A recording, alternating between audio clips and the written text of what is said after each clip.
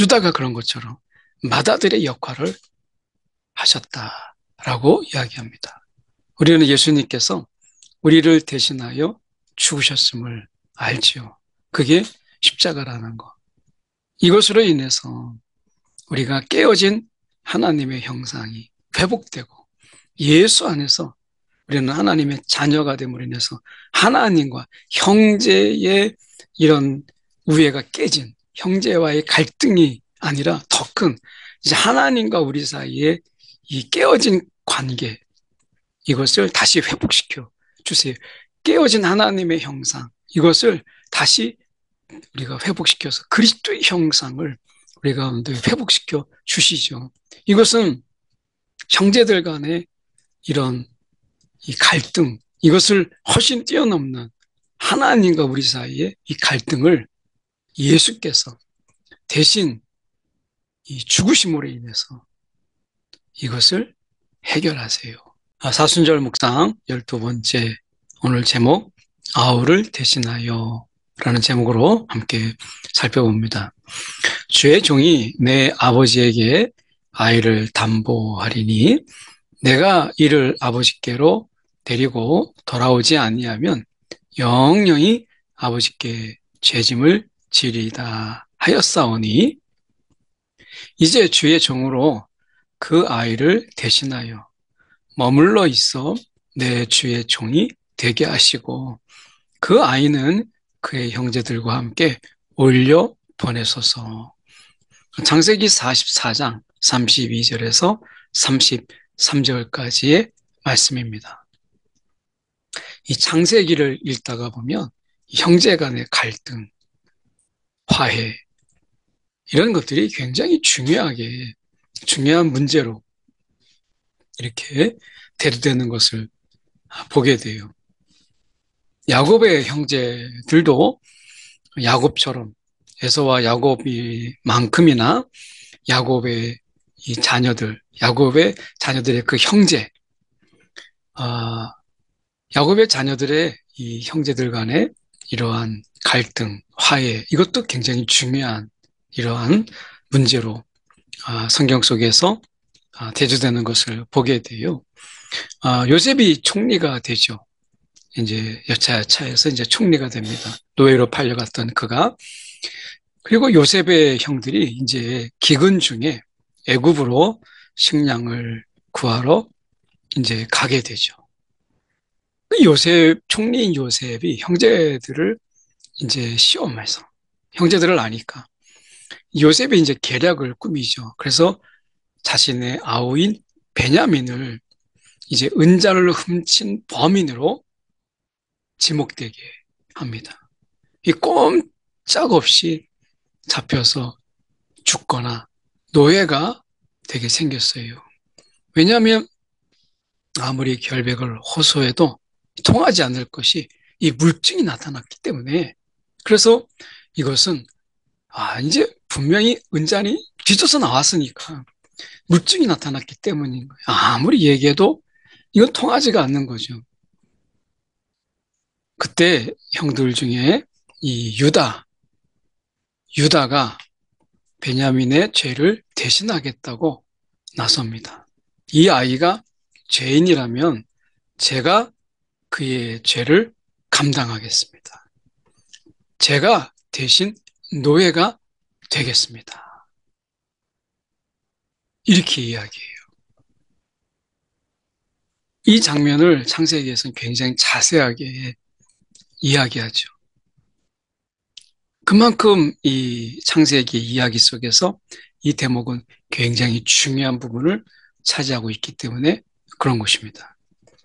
유다의 그 입을 통해서 이제 이 이야기가 굉장히 상세하게 아주 자세하게 이 창세기에서 나열되고 있어요. 전개되고 있다라고 하는 거죠.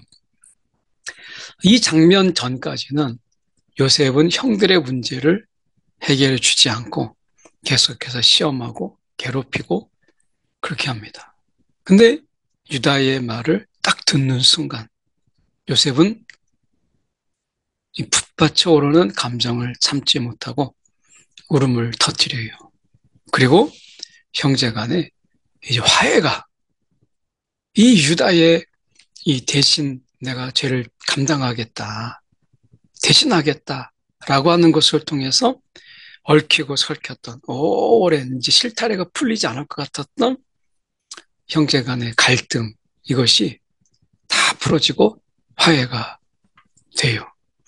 우리가 아벨과 가인을 살펴봤지만 가인은 왜 그걸 내게 물으십니까?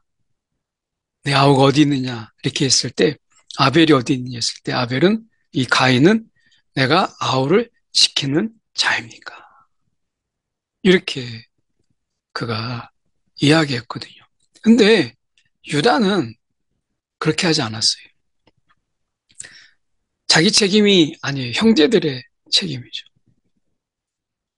그런데 자기 책임이 아님에도 불구하고 직접적인 책임, 그건 아니었잖아요. 그럼에도 불구하고 모든 잘못을 제게 물으십시오 하며 대신 나섰어요. 그러니까 여기에서 자기 책임이 아니에요. 이 문제가 일어난 것은 지금 베냐민이 훔치게 된 이 물증이 나오게 된 것은 유다의 책임이 아니에요. 그럼에도 불구하고 내가 모든 잘못을 제게 물으십시오 라고 그가 이야기합니다.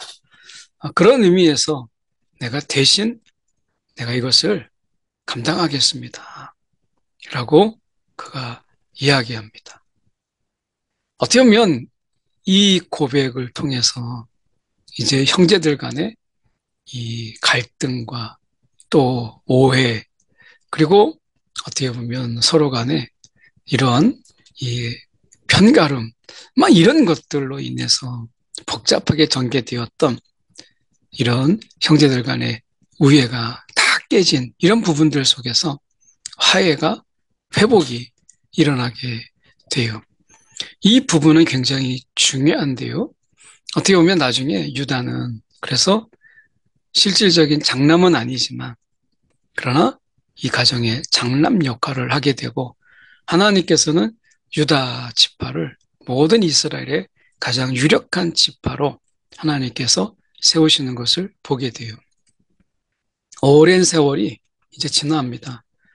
유다의 자손으로 오신 이 예수님은 이제 죄가 없으셨지만 우리의 죄를 대신해서 유다처럼 우리의 죄를 대신해서 십자가를 지세요. 자발적으로 우리의 죄를 짊어지십니다. 그래서 이런 장면을 너무나 잘 알고 있는 이 사도 바울은 로마서 8장 29절에 예수님에 대해서 이야기할 때 맏아들의 역할을 하셨다. 유다가 그런 것처럼 맏아들의 역할을 하셨다라고 이야기합니다. 우리는 예수님께서 우리를 대신하여 죽으셨음을 알지요. 그게 십자가라는 것. 이것으로 인해서 우리가 깨어진 하나님의 형상이 회복되고 예수 안에서 우리는 하나님의 자녀가 됨으로 인해서 하나님과 형제의 이런 우애가 깨진 형제와의 갈등이 아니라 더 큰 이제 하나님과 우리 사이에 이 깨어진 관계 이것을 다시 회복시켜 주세요. 깨어진 하나님의 형상 이것을 다시 우리가 회복시켜서 그리스도의 형상을 우리 가운데 회복시켜 주시죠. 이것은 형제들 간의 이런 이 갈등, 이것을 훨씬 뛰어넘는 하나님과 우리 사이의 이 갈등을 예수께서 대신 이 죽으심으로 인해서 이것을 해결하세요. 그래서 우리가 예수님을 이 본받는 이런 삶, 이런 삶이라고 하는 것은 다른 데 있지 않아요. 그러니까 자신이 있는, 우리가 있는 자리에서 약자를 돌보고 연약한 자를 돌보는 거예요. 아우를 지키는 자. 가인은 내가 아우를 지키는 자입니까? 라고 했지만 유다는 그가 아우를 지키는 자기 책임이 아님에도 불구하고 그런 자로 살아갔잖아요. 예수님께서도 마찬가지로 이 땅에 연약한 자인 우리 어떻게 보면 불쌍한 우리, 정말 죄질 수밖에 없는 이런 삶을 살아가는 이 비참한, 이제 죽음과 심판만 앞두고 있는 이러한 우리를 불쌍히 여기셔서 우리를 대신하여서 죽으신 예수 그리스도. 이거죠. 유다가 베냐민을 대신하겠다고 나선 이 사랑, 그리고 그 사명과 책임, 이 마음이 우리가 이 시대를 살아가는 우리에게 지금 필요하지 않겠습니까? 오늘 이 마음을 구하는 이 사순절 기간 되기 원합니다. 기도하겠습니다.